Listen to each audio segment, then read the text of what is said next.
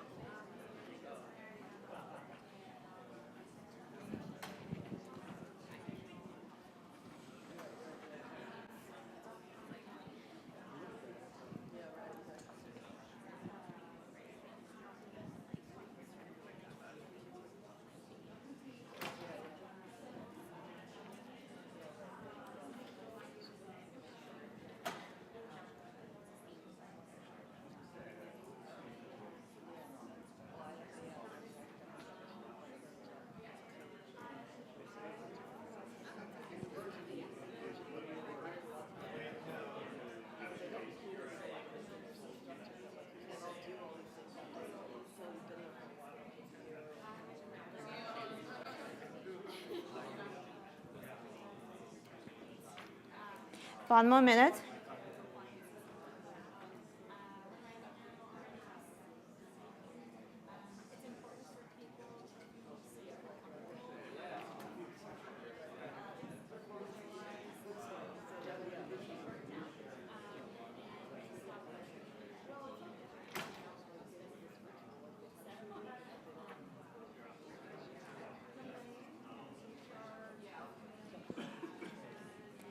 Thirty seconds.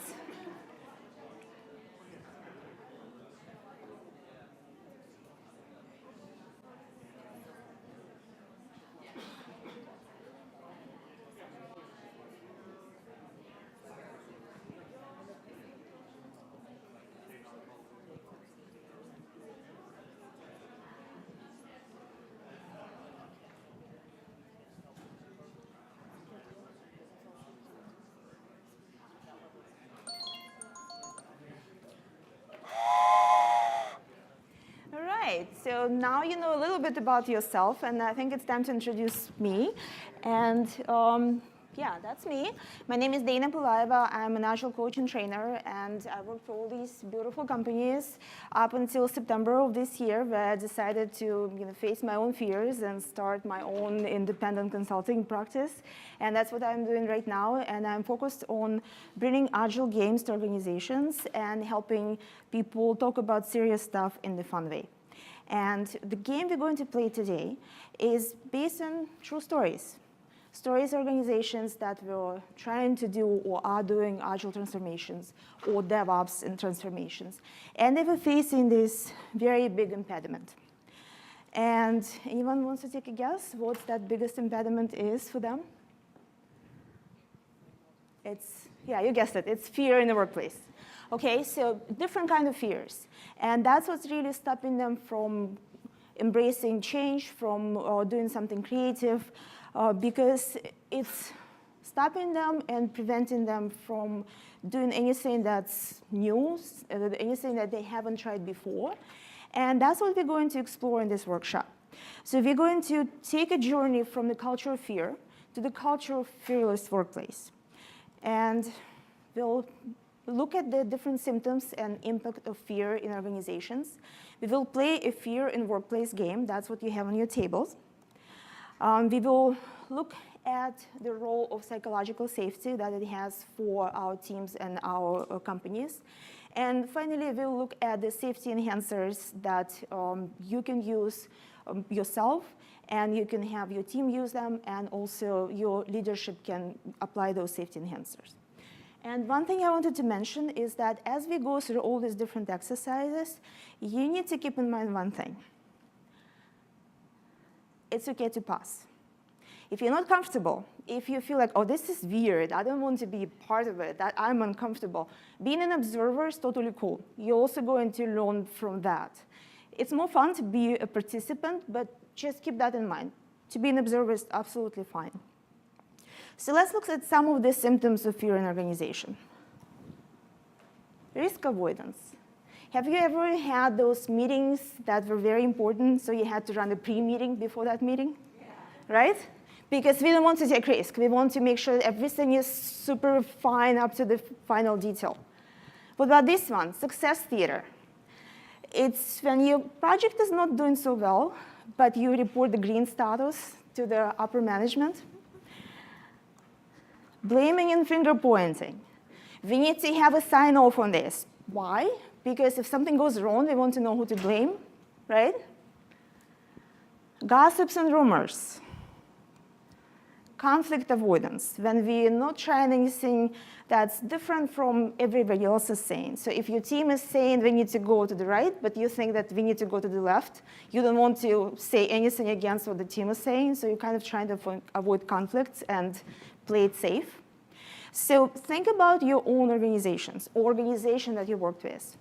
And using the fist of 5, if this is 0 and this is 5, on the count of 3, show to me and the rest of the people here in the room, how many of these symptoms have you seen?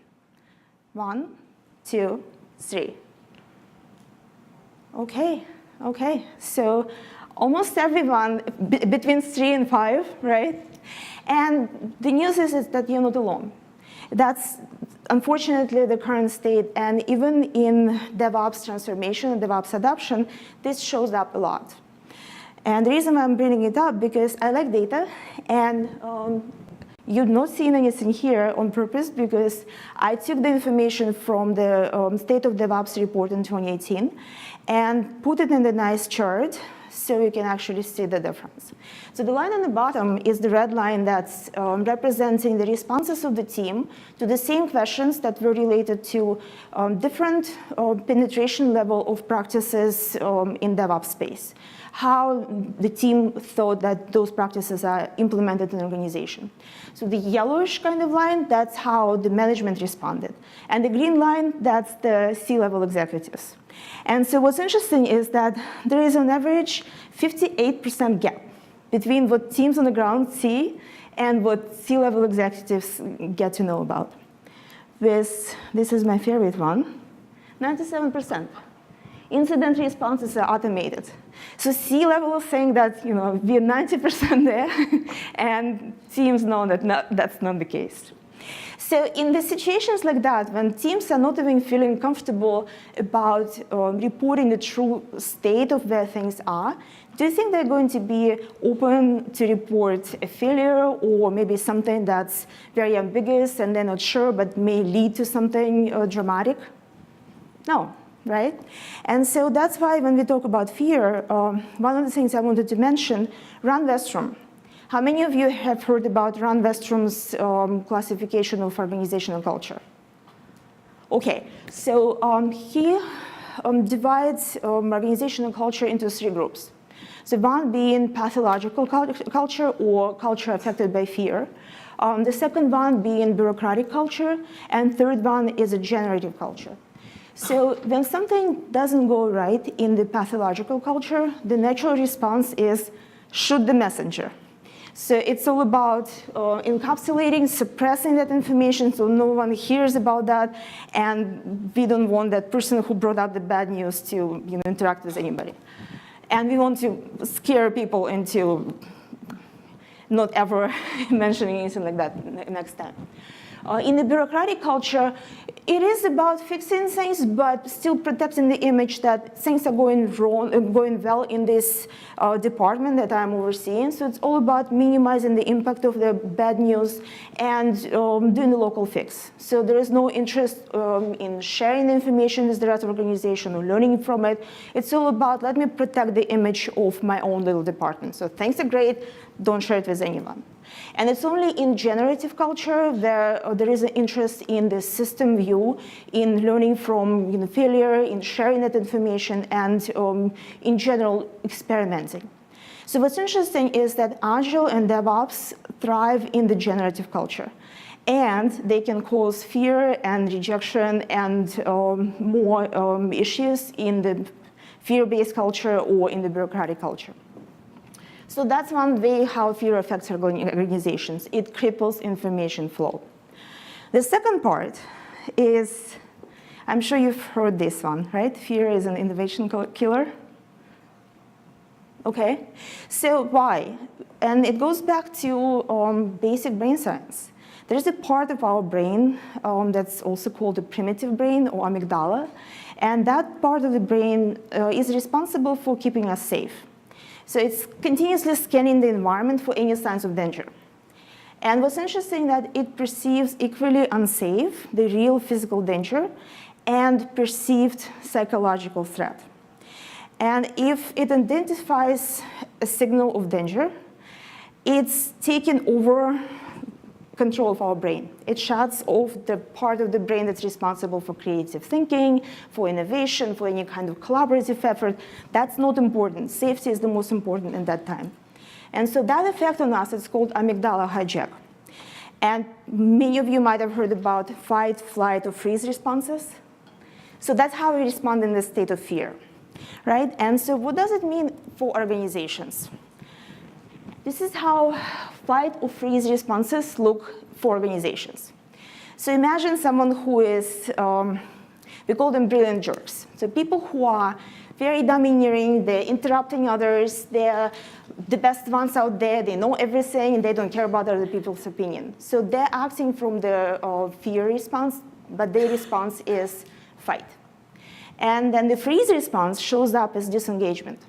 And what's interesting is that according to a Gallup report, 70% of US workers are not engaged at work, which is sad, right? Because they're physically there, but emotionally they're elsewhere. And then you hear people say, oh, it's just a job, it pays the bills.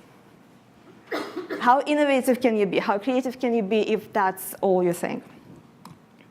And that's how the flight response shows up. The best people, those are the ones who are innovative and creative and they care about doing something amazing, they're the first ones to leave the organization if they experience that culture of fear and they're disengaged. So I don't want to talk more. I want you actually to experience and learn through the game. So that's what you have on your table. There is a deck of cards that's called Fear in the Workplace. So you're going to play the game. The way how you're going to do it, you're going to open up the cards, and there are two sets of cards. There is one that says, classify me, and that one has little quotes from what people say in the workplace that are affected by fear. So you're going to take those cards, and you're going to put them in the middle. You're going to take the rest of the cards, which are little monsters. And these monsters are fears or symptoms of fear. So you're going to distribute them at your table, and you're going to play a game. Have you played Cards Against Humanity? Anyone? Yeah, so similar to that one. So you have the classify me cards in the middle, face down. You have all the monsters with the fears and fear symptoms in your hands. And you're going to take turns. So one person is going to read the classify me card, and every one of you will try to pick from their hand that specific fear or fear symptom that may be corresponding to the scenario. Okay? And then the person who read the card is going to decide what was the best match. Anyone has any questions? Yes. Yes, sure. So you're going to see like how you have these different cards. The one in the middle with the text, that's the classify me cards. So classify me cards has description of different scenarios, different quotes that people say in the workplace related to fear or fear culture. You're going to take those cards and you're going to put them in the middle, face down. You're going to take the rest of the cards that have fears and fear symptoms and distribute them among your table. Okay? And then you're going to take turns reading the scenario and trying to match what you have in your hands to that scenario. Make sense? Keep it for now. I'm sorry? How many cards do you pass out at a time? Just as many as you want. Yeah. Okay, and we're going to take 10 minutes for that. I'm going to walk around, and if you have any questions, I'm going to help. But basically figure out which are different scenarios matching the fears and fear symptoms that you have, and have a conversation.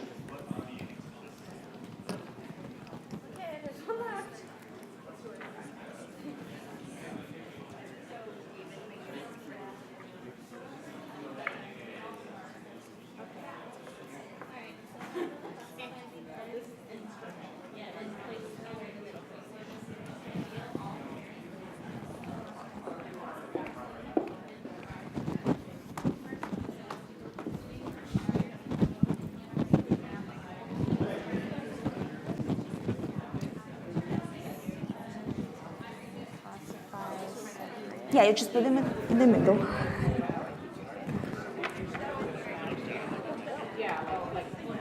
Okay.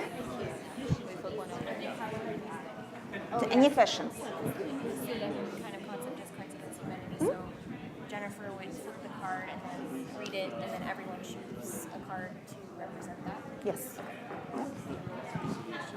I have a solution. So would that be a solution? So don't use this one for now. Okay.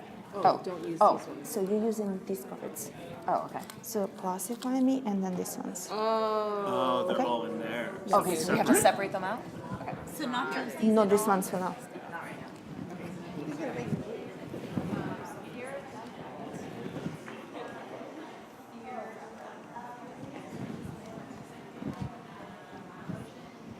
So you get to read that to us. This is join Fear Fighter Squad, is that right? I feel like, yeah, this isn't, that's like a, this That's is like instruction a card. sub game or something. Okay, classify me.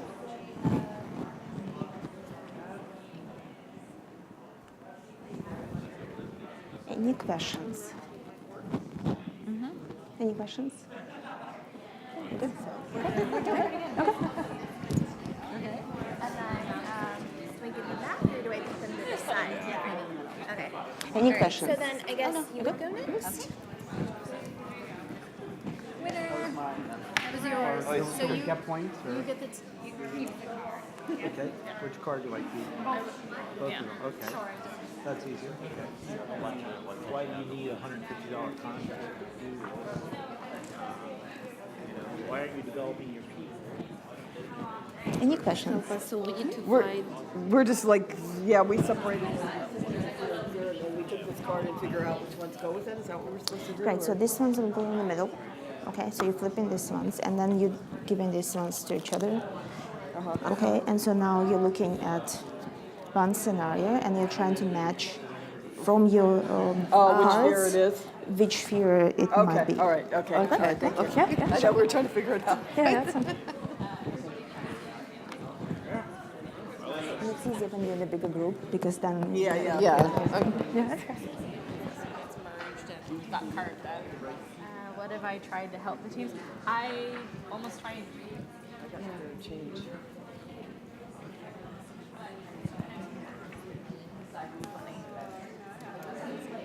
It's just a job. Pays the bills. Security? Just a job. Pays the bills. Let's see, maybe try the clicker real good.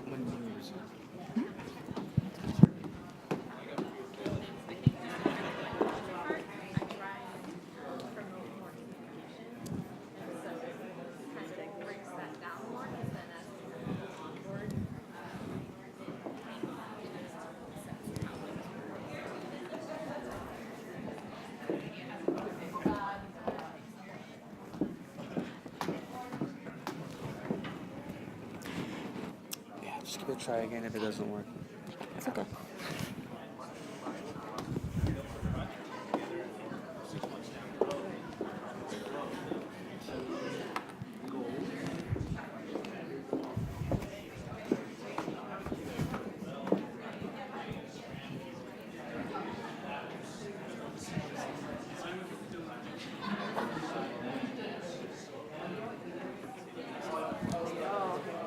So that's how you play it, apples to apples. So do we put it face up or face down? The new thing. I'm not the expert. I'm better. Well, then So you this don't- is face up. You're then you- discussing it. oh. Yeah. Well, in competitive apples wait. to apples, you put it face down so that you Face don't know up who or the face person is, and then you put them all face up. And then Oh, we put you ours got- face down. Yeah. I am not the expert. I better wait for someone to tell me what to do. Okay.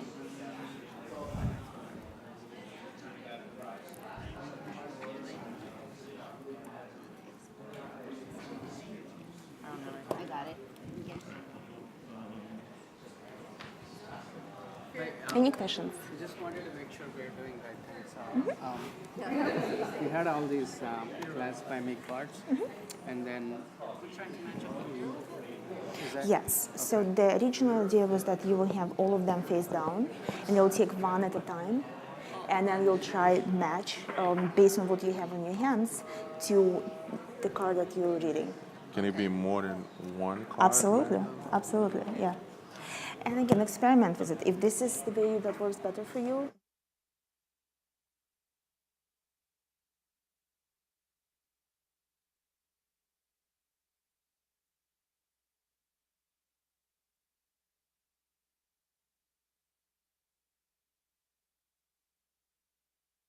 I think he switched it off, yeah. Okay. Yeah, Because I don't know if it matters, but I'm recording you.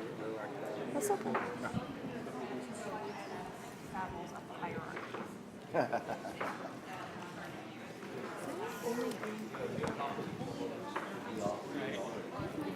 Green project status travels up.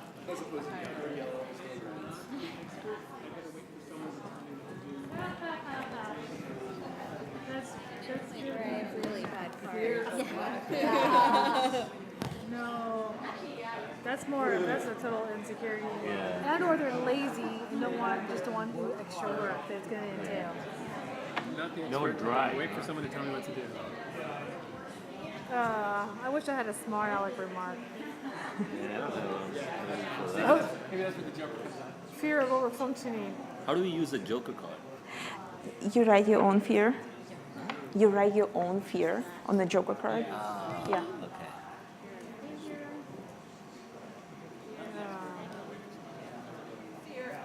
I want to be a billion jerk on that one.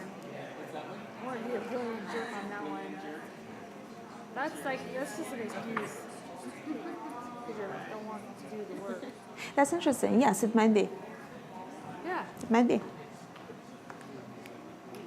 It might be that you're not willing to take the risk, but it may also be that I'm just, above all I have an this. idea, but I'll have someone else tell me because Yeah. that means I'll have to do the work to make it happen. Right, man. Just do the bare minimum. Yeah, there you go. Bare minimum deal right there. Oh, that was a success theater. That example. I don't have anything.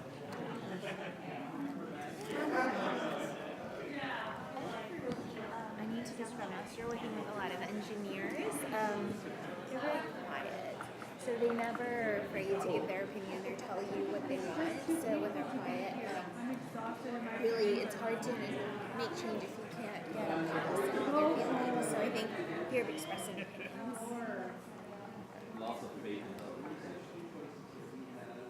Alright, so I guess you're next.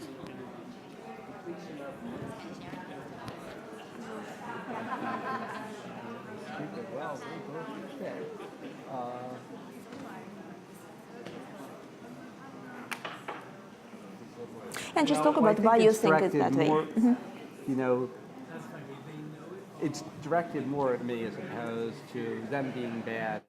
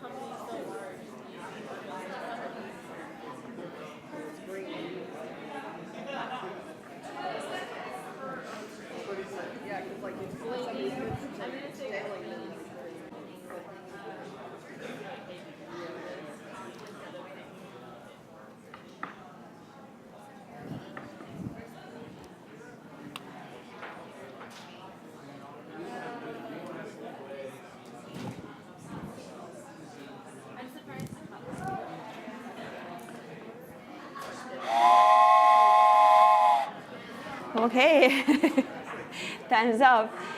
So, how was it? Yeah. Have you recognized some of the symptoms or some of the descriptions? Have you heard people say something like that in your workplace? Yeah, so they may not be identical 100%, but something along this line, right? And so it's really nice to start having those conversations and start recognizing those fears, because eventually where we want to be, and let's see if it works. No, it doesn't. Okay, where we want to get to is to fearless organization or fearless workplace.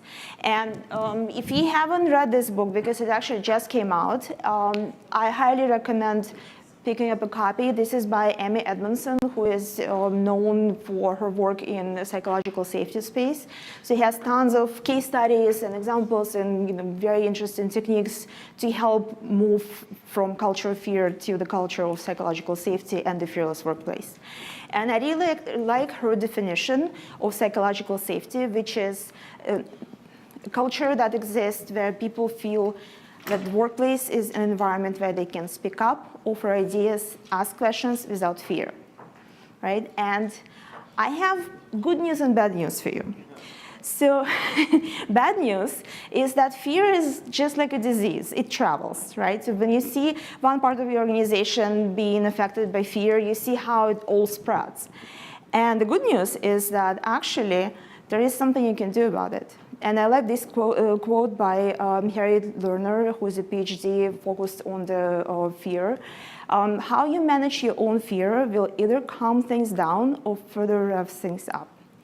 Which means that just like a disease that World Health Organization has eradication strategies for, we can come up with our own eradication strategy for fear. And if we do, we need to think about what we can do for ourselves, what we can do with our teams, and what leadership can do to help the entire organization. And yes, there's a lot we can do. And I'm going to briefly walk through some of the practices that I've tried myself. I've read other people trying in their organizations. And we're going to play the second part of this game, which, those brown cards, some of you already opened up. Those are the cards for looking at those psychological safety enhancers. And you'll see the little icons there. So the one with the head and the brain, that is something that you can do for yourself. So it's a self. The one with a little half table and people, that's a team. And the one with this, I don't know if it's ice cream or person speaking, this is a leadership. So some practices are there about leadership. And again, leader doesn't mean the one who has the highest paycheck. It could be anybody in the team. Obviously, the one who has responsibility over the organization has more power to change some of those things, but you can get to introduce some of the practices or influence decision makers by helping them learn about those things. So what can you do at the team level? You can start practicing speaking about feelings.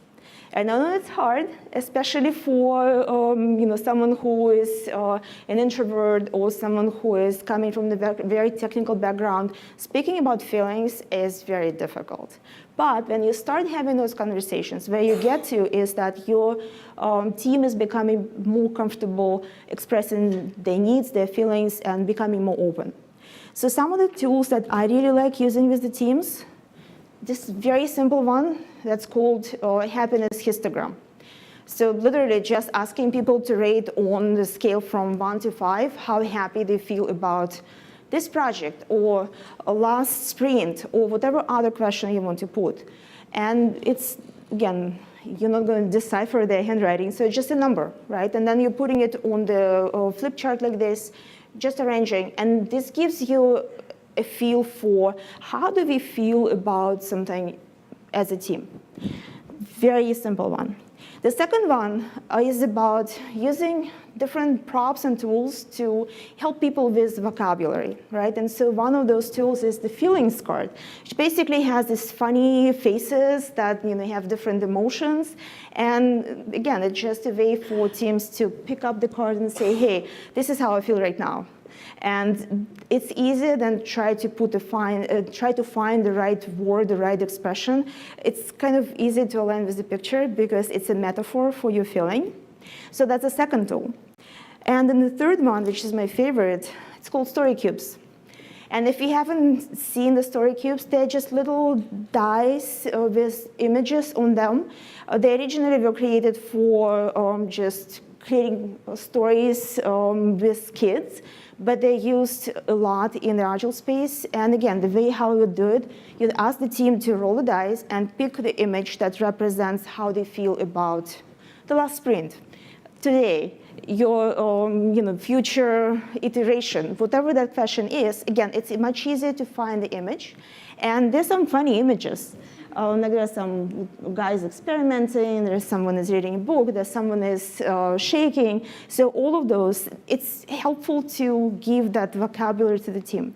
I was working with the team where one of the developers was from Japan, and he was very new to the country, and he was very much struggling with the language, because in Japanese culture, unless you're speaking absolutely perfectly, it's better not to speak, because otherwise people will make judgment about your mental ability rather than the fact that you're using foreign language. And so it was very hard to engage him in any kind of retrospective or conversations like that. So story cubes worked magic, because it was easier for him to pick a picture.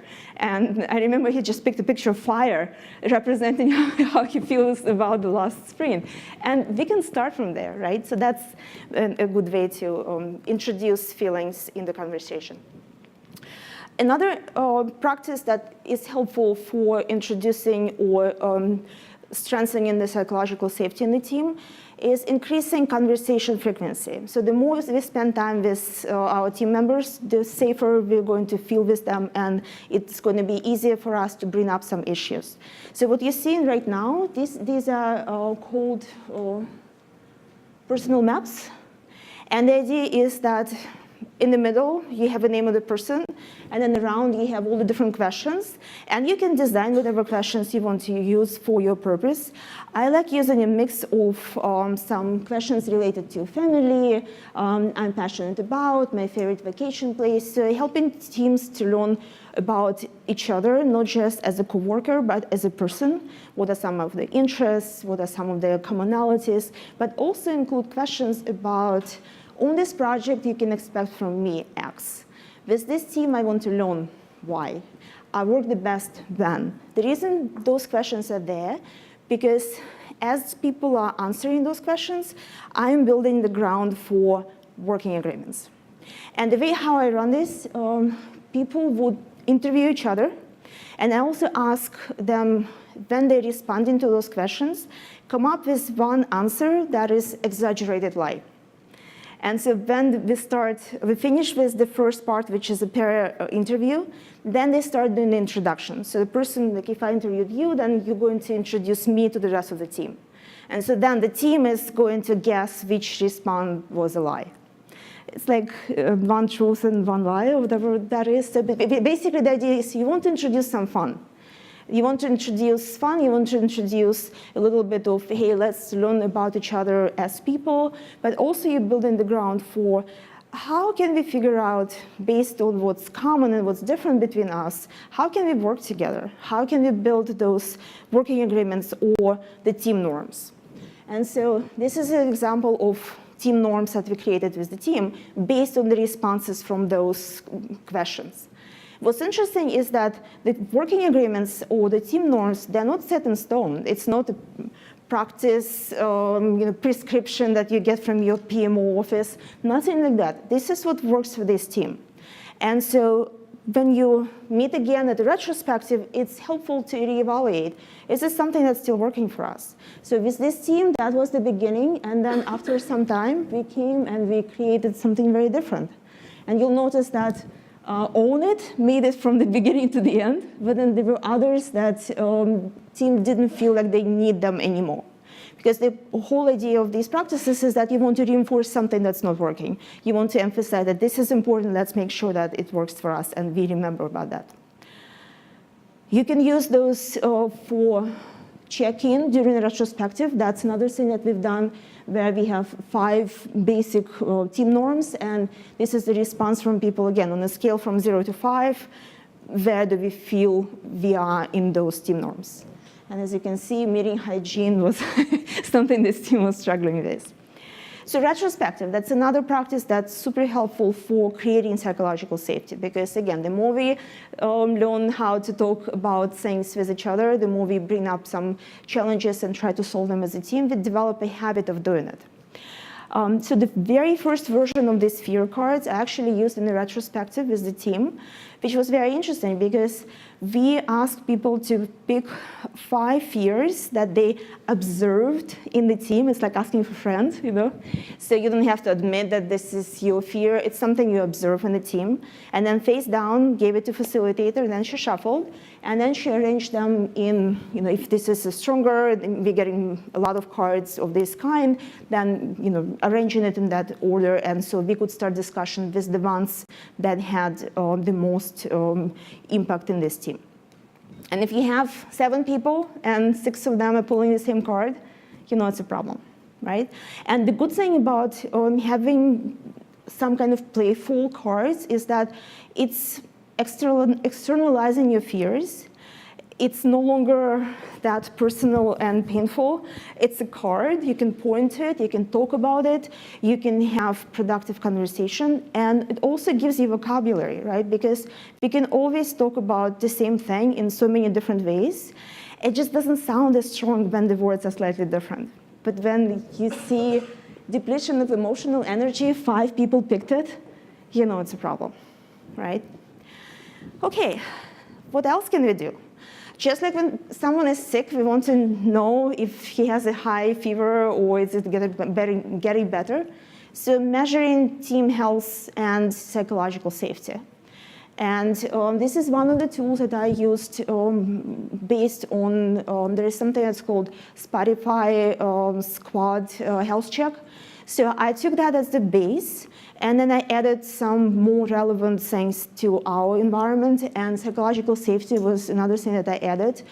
And because it's anonymous, it's using this tool called Kahoot.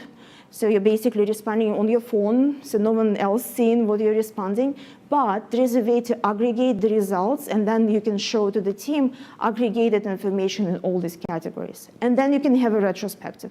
Then you can drill down into, okay, so it looks like some of these things are not working for us. What can we do to change? It's interesting to do that at the team level, but also aggregated information at the company level, not to compare teams to each other, but to see if there are any systemic issues. And so what you're seeing on the top, those little flags, that's the aggregated information over 22 teams.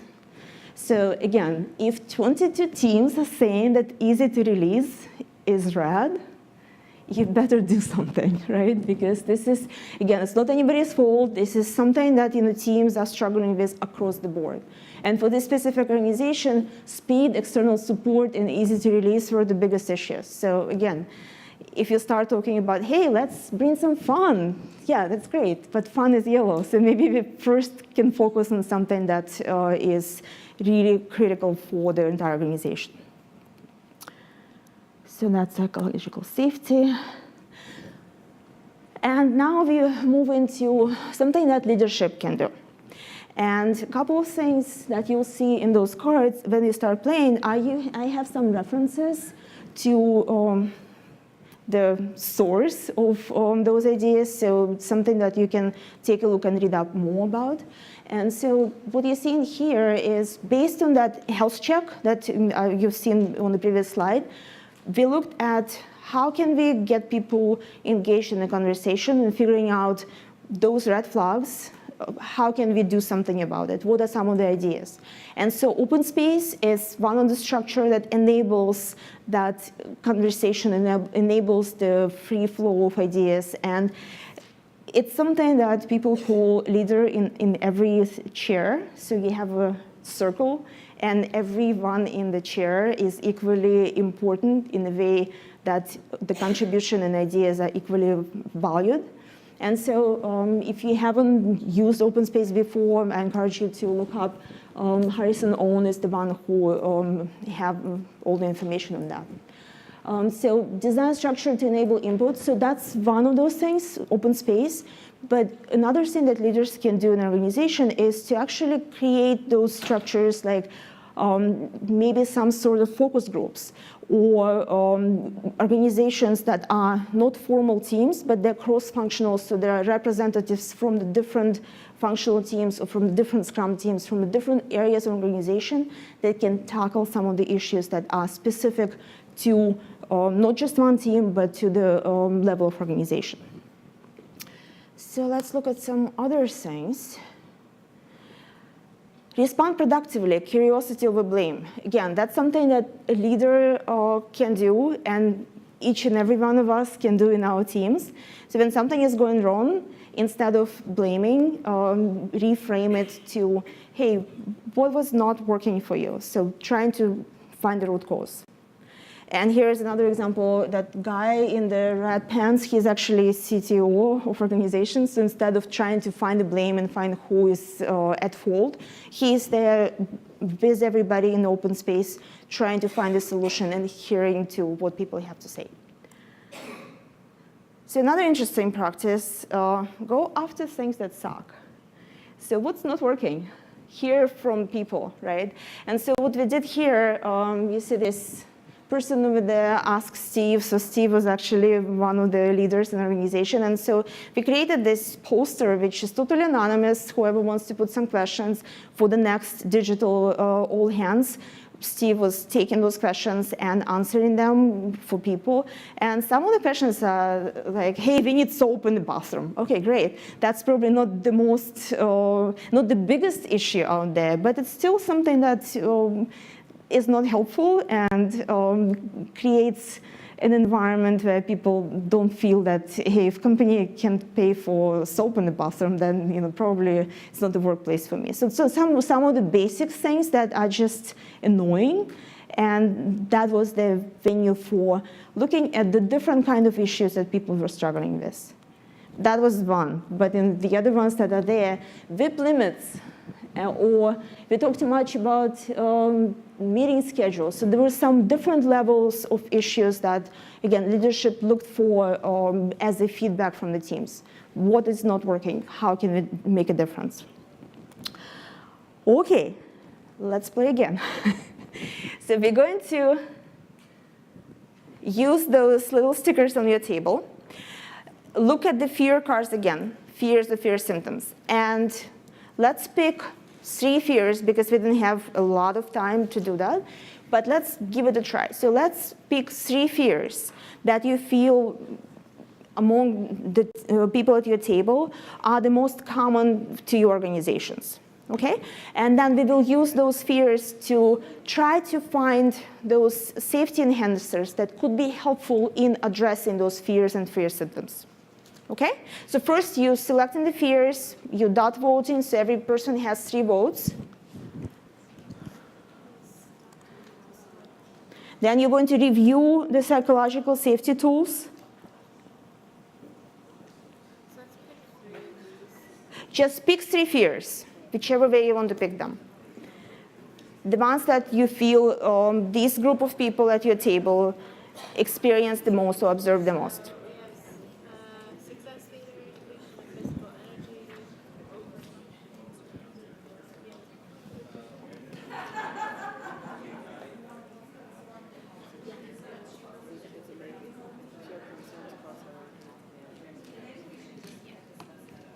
Just pick 3 fears and find safety enhancers that would help you deal with those fears. I think that's the easiest description I can give.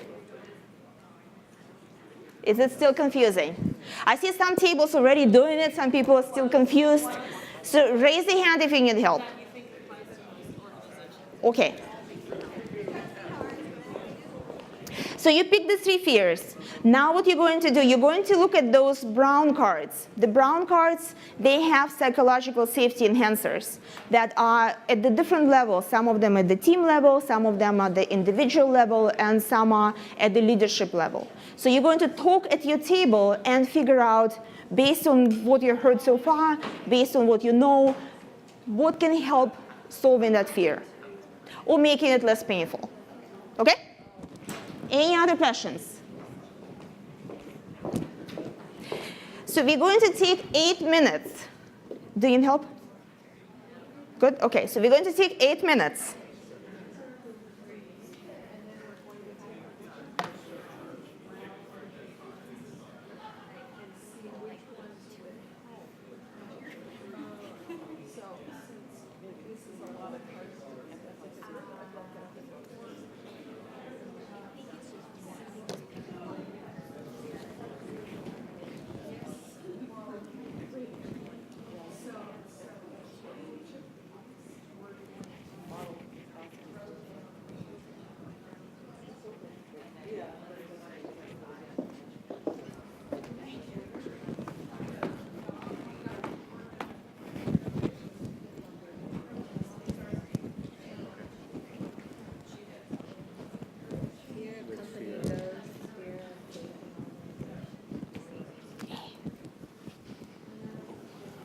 Anti-gossip will stop this, and weasels for blaming family.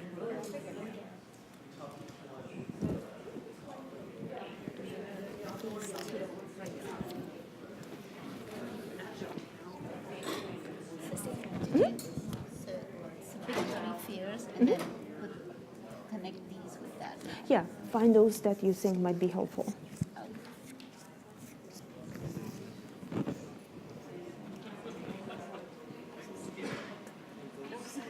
Anti-gossip will stop the slimy weasels.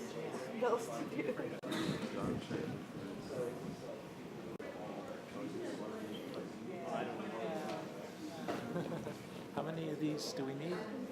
However many you think. Okay. Do we need one of each type or To each describe that. You can. Or how are we vote dotting again? Or So- dot voting, sorry. So you already picked the 3 fears. So that voting was for picking the 3 fears. Oh. So now you have a discussion around if you have a fear of change, what can be helpful. Okay. So we can still pick one each, maybe. Yeah, Okay. yeah, absolutely. Yeah. Thank you.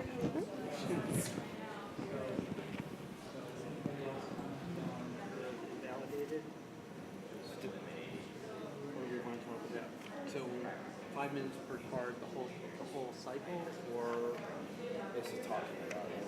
Because it ultimately reflects to figure out which one of these approaches. Yeah, you're building your eradication strategy. So you may think about having something at the individual level, something at the team level, leadership level.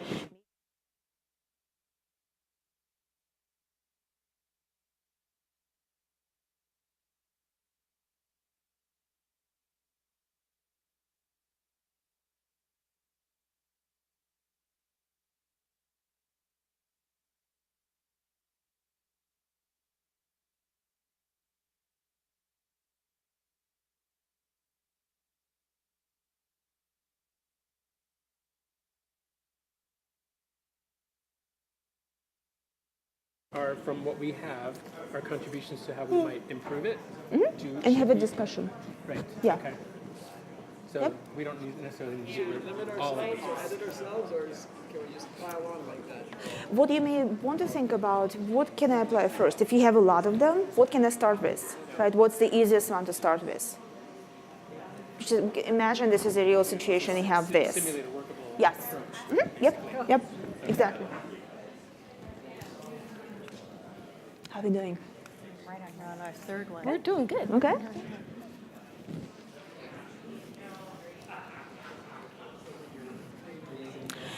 So if you have a lot of them, think about what would be the easiest one to start. So imagine you have the situation in your teams. Where would you start? Okay?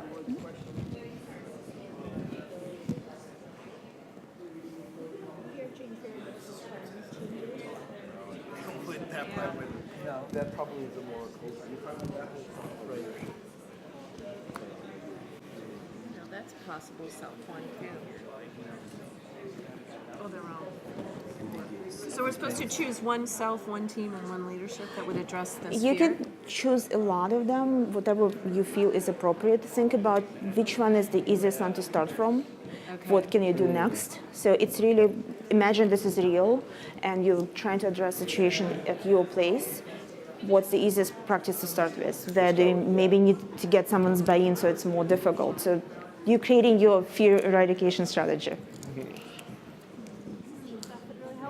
And I was going to ask how you kind of facilitate that conversation when they're not all co-located.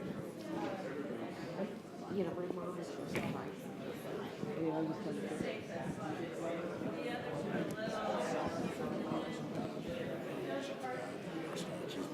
And our teams could be great, right? Right, yeah. But we're still doing the wrong things. Yeah, I definitely feel like not having faith in the organization is more like top down, right? Like for me personally, it's like when it's clear that management doesn't have the best interest in mind for the employees. I think part of it is like as a team, we have more control because Yeah. So think about where can you start, because you assume this is real and you're building your fear eradication strategy. What's the first step you can take? What's the easiest practice you can put in place? And then maybe what's next? Where do you need to get buy-in from others? So that would be more difficult. So yeah, think about your strategy.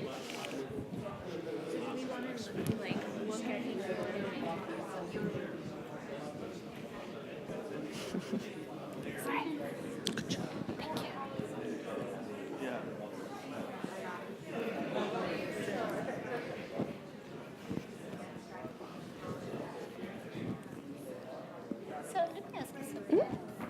Talking about this. So when it says fear of unhappy teams, there's three different ones, right? Self, Right. leadership, and teams. Who can resolve the issues, right? Or help resolve? I mean, there would be resolve issues. Right. So you can think about combination of different practices. Think about what's the easiest one I can start from. Right. And then what is the next one I can try. And then maybe there is another one that sounds like it would be useful, but I need to get more buy-in from somebody. I need to get somebody's partnership on that. So think about it. It's almost like if this was a real situation and you're building your plan how to tackle it. Okay?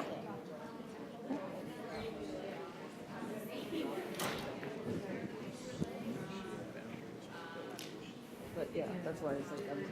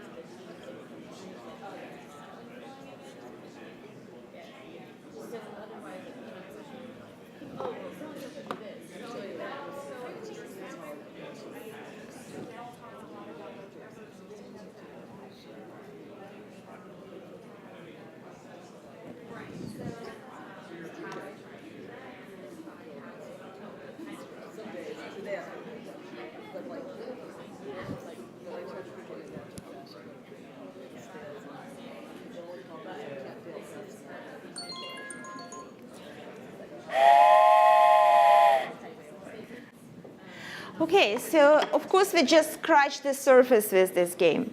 And so what I encourage you to do is when you go back to your organizations is to take the first step of trying to bring awareness of the impact of fear in an organization and how the organizations that have psychological safety are more innovative and more happy places to work in. So take that first step. And when you do it, don't do it alone. So definitely bring the buddy with you. Recognize fear symptoms and play some kind of game with your team for them to realize that when we act in that way, we're acting out of fear. Build your own fear eradication strategy. Start actually introducing those safety enhancers. So it's good to have a strategy, but now let's play and see if we bring this practice, has it worked for us or not, and reflect and repeat, because naturally it's not going to be a silver bullet, it's not going to work for every team, but you can try and experiment. And then hopefully you'll be able to eradicate fear from your culture. And I want to leave you with something that Ahmed mentioned today, which is a vision and a vivid description. So for that, the fearless organizational culture is the vision, and voice over silence, self-expression over self-protection, playing to win over playing not to lose is a vivid description. You have little post-its on your table. So if you don't mind to take a minute and think about what was your biggest aha moment from this game, and just write it down on the post-it. Just one per post-it. So think about your biggest aha moment, something that was new to you, something that you may be willing to try at your organization. Just think about one.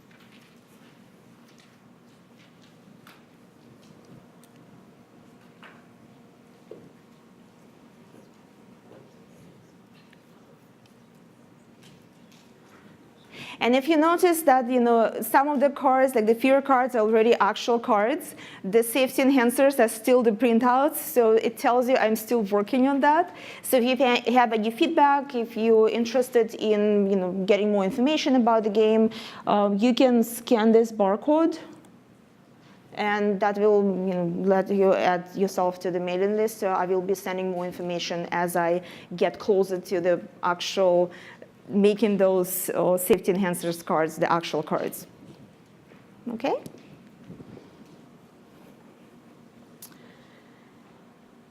And these are some references, things that inspired me to take this forward and bring it to the teams. Some tools and props where to get things like story cubes, more things to read about happiness histogram, personal maps. So all of those things that I referenced in this session, that's the information where to get them. And I want to finish with saying just thank you very much and stay in touch. I love connecting with people and continuing conversations. So connect, ask questions, stay in touch. Thank you very much.